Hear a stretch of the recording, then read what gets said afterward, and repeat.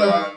Here at St Ambrose, your teachers have been having great fun reading the Twits by Roald Dahl, but it's not going to be easy to work out who is reading what because we have all been disguised. So, you need to listen to the story, work out which teacher it is reading each section, and put your answers onto purple mash. Enjoy our book day, everybody!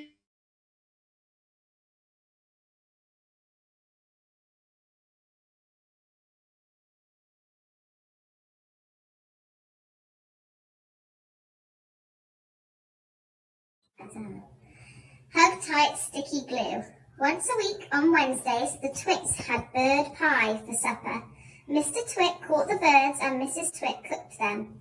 Mr. Twit was good at catching birds. On the day before bird pie day, he would put the ladder up against a big dead tree and climb into the branches with a bucket of glue and a paintbrush. The glue he used was something called Hug Tight, and it was stickier than any other glue in the world. He would paint it along the tops of all the branches and then go away. As the sun went down, birds would fly in from all around to roost for the night in the big dead tree. They didn't know, poor things, that the branches were all smeared with horrible Hug Tight. The moment they landed on the branch, their feet stuck, and that was it. The next morning, which was bird pie day, Mr. Twit would climb up the ladder again and grab all the wretched birds that were stuck to the tree. It didn't matter what kind they were, song thrushes, blackbirds, sparrows, crows, little Jenny wrens, robins, anything. They all went into the pot for Wednesday's bird pie supper. 4 sticky little boys. On one Tuesday evening, after Mr. Twit had been up the ladder and smeared the tree with Hug Tight, 4 little boys crept into the garden to look at the monkeys. They didn't care about the thistles and stinging nettles, not when they were monkeys to be looked at. After a while, they got tired of looking at the monkeys, so they explored further into the garden and found the ladder leaning against the big dead tree. They decided to climb up it just for fun. There's nothing wrong with that. The next morning, when Mr. Twit went out to collect the birds, he found 4 miserable little boys sitting in the tree, stuck as tight as they could be by the seats of their pants to the branches. There were no birds because the presence of the boys had scared them away. Mr. Twit was furious. "As there are no birds for my pie tonight," he shouted, "then I'll have to have boys instead." He started to climb the ladder. "Boy pie might be better than bird pie," he went on, grinning horribly. "More meat and not so many little bones." The boys were terrified. "He's going to boil us," cried one of them. "He'll stew us alive," wailed the second one. "He'll cook us with carrots," cried the third. But the 4th little boy, who had more sense than the others, whispered, "Listen, I've just had an idea. We are only stuck by the seats of our pants. So quick, unbutton your pants and slip out of them and fall to the ground." Mr. Twit had reached the top of the ladder and was just about to make a grab for the nearest boy when they all suddenly tumbled out of the tree and ran for home with their naked bottoms winking at the sun. The Great Upside Down Monkey Circus. Now for the monkeys. The 4 monkeys in the cage in the garden were all one family.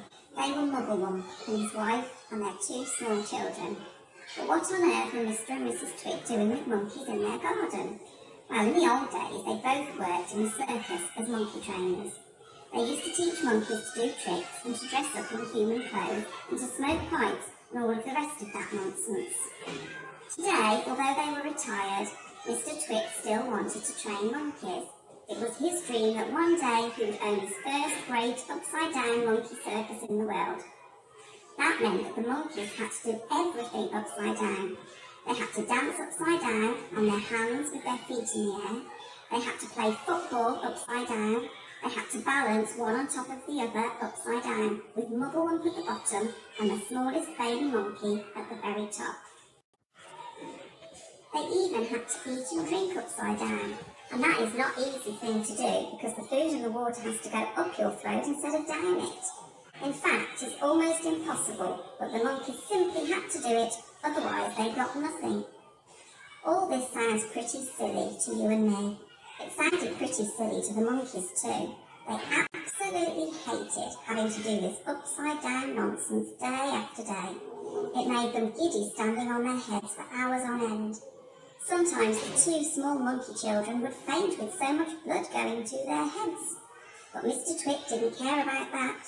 He kept them practicing for 6 hours every day, and if they didn't do as they were told, Mrs. Twit would soon come running with her beastly stick.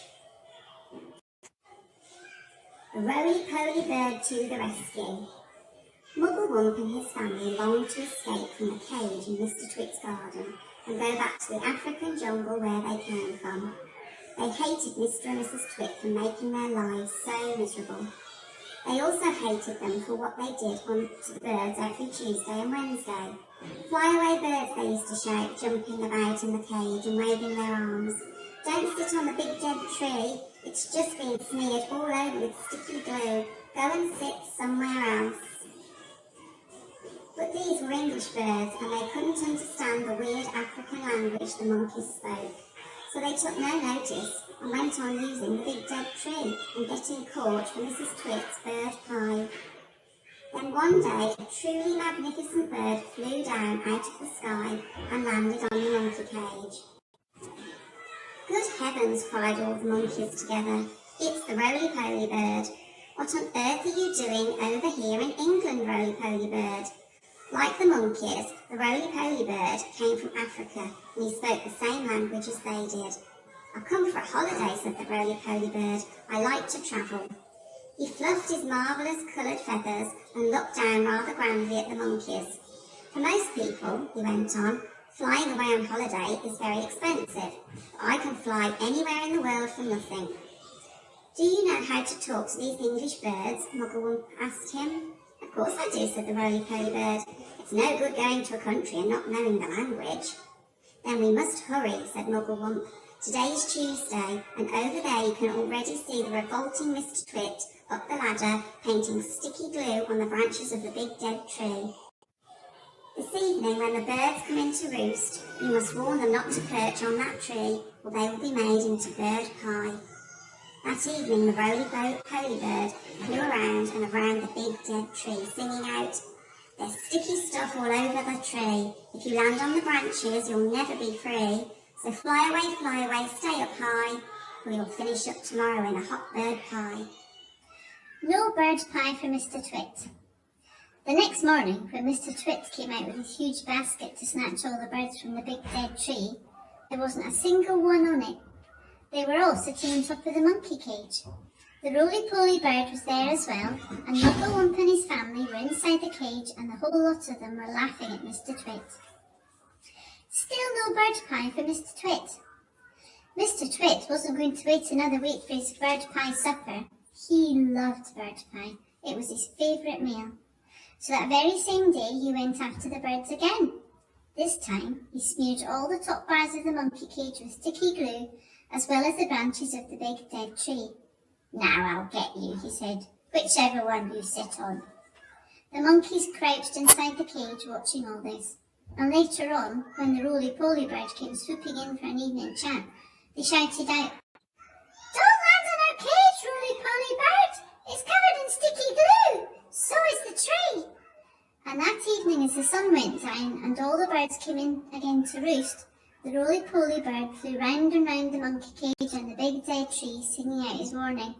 "There's sticky stuff now on the cage and the tree. If you land on either, you'll never get free. So fly away, stay up high, or you'll finish up tomorrow in a hot bird pie." Mr. and Mrs. Twit go off to buy guns. The next morning, when Mr. Twit came out with his huge basket, not a single bird was sitting on either the monkey cage or the big dead tree. They were all perched happily on the roof of Mr. Twit's house. The roly-poly bird was up there as well, and the monkeys were in the cage, and the whole lot of them were hooting with laughter at Mr. Twit. "I'll wipe that silly laugh off your beaks," Mr. Twit screamed at the birds. "I'll get you next time, you filthy, feathery frumps. I'll wring your necks, the whole lot of you, and have you bubbling in the pot for bird pie before this day is out." "How are you going to do that?" asked Mrs. Twit, who'd come outside to see what all the noise was about. "I won't have you smearing sticky glue all over the roof of our house." Mr. Twit got very excited. "I've got a great idea," he cried. He didn't bother to keep his voice down because he didn't think the monkeys could understand. "We'll both go into town right away and we'll buy a gun each," he shouted. "How's that?" "Brilliant!" cried Mrs. Twit, grinning and showing her long teeth. "We'll buy those big shotguns that spray out 50 bullets or more with each bang." "Exactly," said Mr. Twit. "Lock up the house while I go and make sure the monkeys are safely shut away." Mr. Twit went over to the monkey cage. "Attention!" he barked in his fearsome monkey trainer's voice. "Upside down, all of you, and jump to it, one on top of the other. Quick, get on with it, or you'll feel Mrs. Twit stick across your backsides." Obediently, the poor monkeys stood on their hands and clambered one on top of the other, with Muggle-Wump at the bottom and the smallest child at the very top. "Now stay there till we come back," Mr. Twit ordered. "Don't you dare to move, and don't overbalance. When we return in 2 or 3 hours' time, I shall expect to find you all in exactly the same position as you are now. You understand?" With that, Mr. Twit marched away. Mrs. Twit went with him, and the monkeys were left alone with the birds. Muggle-Wump has an idea. As soon as Mr. and Mrs. Twit had disappeared down the road, the monkeys all flipped back onto their feet the right way up. "Quick, get the key," Muggle-Wump called out to the roly-poly bird, who was still sitting on the roof of the house. "What key?" shouted the roly-poly bird. "The key to the door of our cage," cried Muggle-Wump. "It's hanging on a nail in the work-shed. That's where he always puts it." The roly-poly bird flew down and came back with the key in his beak. Muggle-Wump reached a hand through the bars of the cage and took the key. He put it in the lock and turned it. The door opened. All 4 monkeys leapt out together. "We are free!" cried the 2 little ones. "Where shall we go, Dad? Where shall we hide?" "Don't get excited," said Muggle-Wump. "Calm down, everybody. Before we escape from this beastly place, we have one very important thing to do." "What?" they asked him. "We're going to turn those terrible Twits upside down." "We're going to what?" they cried. "You must be joking, Dad." "I'm not joking," Muggle-Wump said. "We're going to turn both Mr. and Mrs. Twit upside down, with their legs in the air." "Don't be ridiculous," the roly-poly bird said. "How can we possibly turn those 2 maggoty old monsters upside down?" We can, cried Muggle-Wump. "We are going to make them stand on their heads for hours and hours, perhaps forever. Let them see what it feels like for a change." "How?" said the roly-poly bird. "Just tell me how." Muggle-Wump laid his head on one side, and a tiny twinkling little smile touched the corners of his mouth. Now and again, he said, but not very often, "I have a brilliant idea. This is one of them. Follow me, my friends, follow me." He scampered off towards the house, and the 3 other monkeys and the roly-poly bird went after him. "Buckets and paintbrushes," cried Muggle-Wump. "That's what we want next. There are plenty in the work-shed. Hurry up, everyone. Get a bucket and a paintbrush." Inside Mr. Twit's work-shed, there was an enormous barrel of hug-tight sticky glue, the stuff he used for catching birds. "Fill your buckets," Muggle-Wump ordered. "We are now going into the big house." Mrs. Twit had hidden the key to the front door under the mat, and Muggle-Wump had seen her doing it, so it was easy for them to get in. In they went, all 4 monkeys with their buckets of sticky glue. Then came the roly-poly bird flying in after them, with a bucket in his beak and a brush in his claw. The great glue painting begins. "This is the living room," announced Muggle-Wump. "The grand and glorious living room, where those 2 fearful, frumptious freaks eat bird pie every week for supper." "Please don't mention bird pie again," said the roly-poly bird. "It gives me the shudders." "We mustn't waste time," cried Muggle-Wump. Hurry up, hurry up. Now the first thing is this. I want everyone to paint sticky glue all over the ceiling. Cover it all, smear it in every corner." "Over the ceiling," they cried. "Why the ceiling?" "Never mind why," shouted Muggle-Wump. Just do as you're told and don't argue. But how do we get up there, they asked. We can't reach.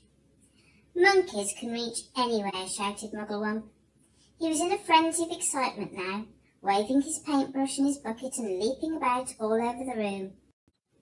Come on, jump on the table, stand on the chairs, hop on each other's shoulders. Roly-Poly can do it flying. Don't stand there gaping. We have to hurry. Don't you understand that? Those terrible Twits will be back at any moment, and this time they'll have guns. Get on with it, for heaven's sake, get on with it. And so the great glue painting of the ceiling began. All the other birds who had been sitting on the roof flew in to help, carrying paintbrushes in their claws and beaks. There were buzzards, magpies, rooks, ravens, and many more. Everyone was splashing away like mad, and with so many helpers, the job was soon finished. The carpet goes on the ceiling. What now, they all said, looking at Mugglewump. Aha, cried Mugglewump. Now for the fun. Now for the greatest upside-down trick of all time. Are you ready? We're ready, said the monkeys. We're ready, said the birds. Pull out the carpet, shouted Mugglewump. Pull this huge carpet out from underneath the furniture and stick it onto the ceiling. Onto the ceiling, cried one of the small monkeys. But that's impossible, Dad. I'll stick you onto the ceiling if you don't shut up, snapped Mugglewump. He's Dotty, they cried. He's Barney. He's Batty. He's Nutty. He's Screwy. He's Wacky, cried the roly-poly bird. Poor old Muggles has gone off his wump at last. Oh, do stop shouting such rubbish and give me a hand, said Mugglewump, catching hold of one corner of the carpet. Pull, you nitwits, pull! The carpet was enormous. It covered the entire floor from wall to wall. It had a red and gold pattern on it. It is not easy to pull an enormous carpet off the floor when the room is full of tables and chairs. Pull, yelled Mugglewump. Pull, pull, pull! He was like a demon hopping round the room and telling everyone what to do. But you couldn't blame him. After months and months of standing on his head with his family, he couldn't wait for the time when the terrible Twits would be doing the same thing. At least that's what he hoped. With the monkeys and the birds all pulling and puffing, the carpet was dragged off the floor and finally hoisted up onto the ceiling. And there it stuck. All at once, the whole ceiling of the living room was carpeted in red and gold. The furniture goes up. Now the table, the big table, shouted Mugglewump. Turn the table upside down and put a dollop of sticky glue onto the bottom of each leg. Then we shall stick that onto the ceiling as well. Hoisting the huge table upside down onto the ceiling was not an easy job, but they managed it in the end. Will it stay there? They cried. Is the glue strong enough to hold it up? It's the strongest glue in the world, Mugglewump replied. It's the special bird-catching, bird-killing glue for smearing on trees. Please, said the roly-poly bird, I have asked you before not to mention that subject. How would you like it if it was a monkey pie they made every Wednesday and all your friends had been boiled up and I went on talking about it? I do beg your pardon, said Mugglewump. I'm so excited I hardly know what I'm saying. Now the chairs. Do the same with the chairs. All the chairs must be stuck upside down to the ceiling and in their right places. Oh, do hurry up, everybody. Any moment now, those two filthy freaks are going to come rushing in with their guns. The monkeys, with the birds helping them, put glue on the bottom of each chair leg and hoisted them up to the ceiling. Now the smaller tables, shouted Mugglewump, and the big sofa, and the sideboard, and the lamps, and all the tiny little things. The ashtrays, the ornaments, and that beastly plastic gnome on the sideboard. Everything, absolutely everything must be stuck to the ceiling. It was terribly hard work. It was especially difficult to stick everything onto the ceiling in exactly its right place, but they got it done in the end. What now? Asked the roly-poly bird. He was out of breath and so tired he could hardly flap his wings. Now the pictures, cried Mugglewump. Turn all the pictures upside down. And will one of you birds please fly out onto the road and watch to see when those frumptuous freaks are coming back? I'll go, said the roly-poly bird. I'll sit on the telephone wires and keep guard. It'll give me a rest. The ravens swoop over. They'd only just finished the job when the roly-poly bird came swooping in, screaming, "They're coming back! They're coming back!" Quickly, the birds flew back onto the roof of the house. The monkeys rushed into their cage and stood upside down, one on top of the other. A moment later, Mr. and Mrs. Twit came marching into the garden, each carrying a fearsome-looking gun. "I'm glad to see those monkeys are still upside down," said Mr. Twit. "They're too stupid to do anything else," said Mrs. Twit. "Hey, look at all those cheeky birds still up. There, on the roof. Let's go inside and load our lovely new guns, and then it'll be bang, bang, bang and bird pie for supper." Just as Mr. and Mrs. Twit were about to enter the house, two black ravens swooped low over their heads. Each bird carried a paintbrush in its claw, and each paintbrush was smeared with sticky glue. As the ravens whizzed over, they brushed a streak of sticky glue on the tops of Mr. and Mrs. Twit's head. They did it with the lightest touch, but even so, the Twits both felt it. "What was that?" cried Mrs. Twit. "Some beastly bird has dropped his dirty droppings on my head." "On mine too," shouted Mr. Twit. I felt it. "Don't touch it," cried Mrs. Twit. "You'll get it all." "Hands, come inside and we'll wash it off at the sink." "The filthy dirty brutes," yelled Mr. Twit. "I'll bet they did it on purpose. Just wait till I've loaded up my gun." Mrs. Twit got the key from under the doormat where Mugglewump had carefully replaced it, and into the house they went. The Twits are turned upside down. "What's this?" gasped Mr. Twit as they entered the living room. "What's happened?" screamed Mrs. Twit. They stood in the middle of the room looking up. All the furniture, the big chairs, the sofa, the lamps, the little side tables, the cabinet with bottles of beer in it, the ornaments, the electric fire, the carpet, everything was stuck upside down to the ceiling. The pictures were upside down on the walls, and the floor they were standing on was absolutely bare. What's more, it had been painted white to look like the ceiling. "Look!" screamed Mrs. Twit. "That's the floor! The floor's up there! This is the ceiling! We're standing on the ceiling!" "We're upside down!" gasped Mr. Twit. "We must be upside down! We're standing on the ceiling looking down at the floor!" "Oh, help!" screamed Mrs. Twit. "Help! Help! Help! I'm beginning to feel giddy! So am I! So am I!" cried Mr. Twit. "I don't like this one little bit! We're upside down and all the blood's going to my head!" screamed Mr. Twit. "If we don't do something quickly, I shall die! I know I will!" "I've got it!" cried Mr. Twit. "I know what we'll do! We'll stand on our heads, then any way will be the right way up!" So they stood on their heads, and of course, the moment the tops of their heads touched the floor, the sticky glue that the ravens had brushed on a few moments before did its job. They were stuck. They were pinned down, cemented, glued, fixed. Floorboards.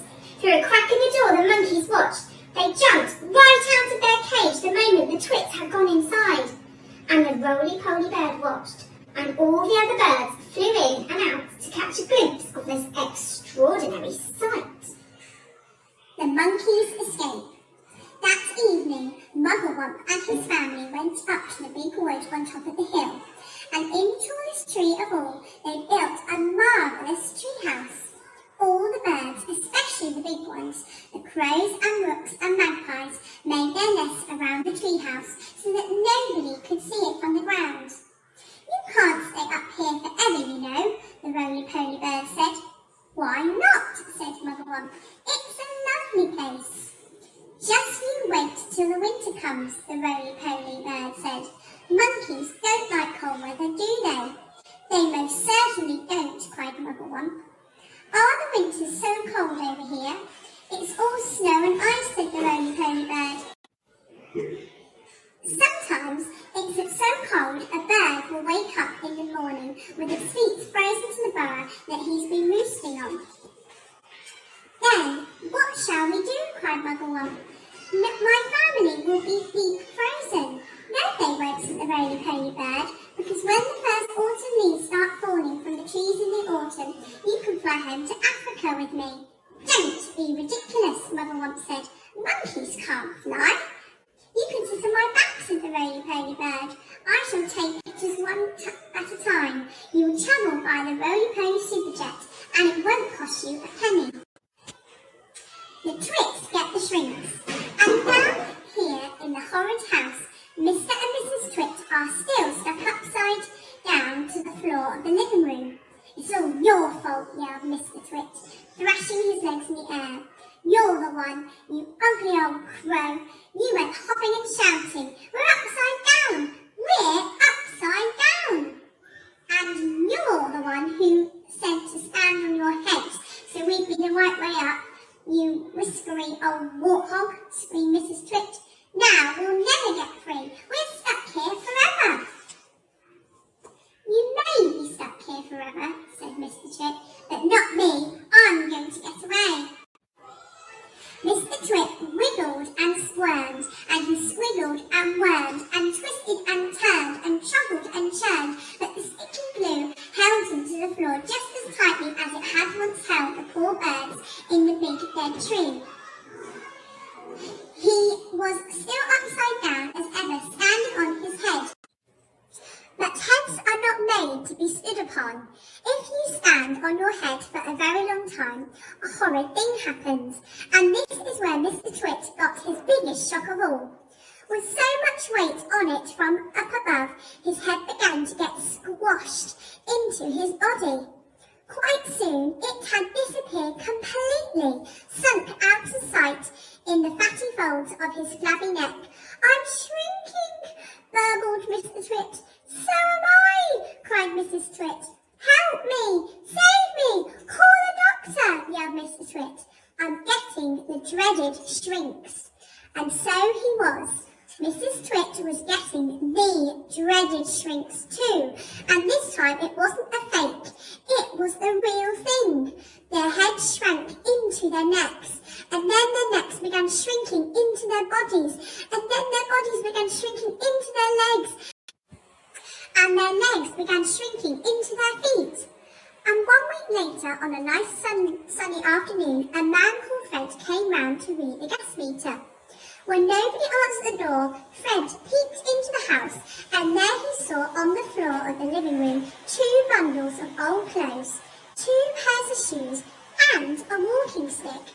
There was nothing more left in the world for Mr. and Mrs. Twit, and everyone, including Fred, shouted, "Hooray!" Now get off with you and get guessing which characters are who, you rotten old turnips!